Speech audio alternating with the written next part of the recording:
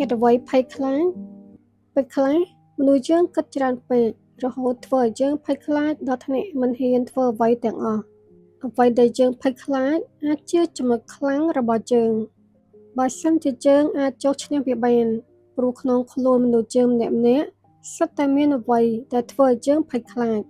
តែពេលដែលយើងសម្រេចចិត្តធ្វើវា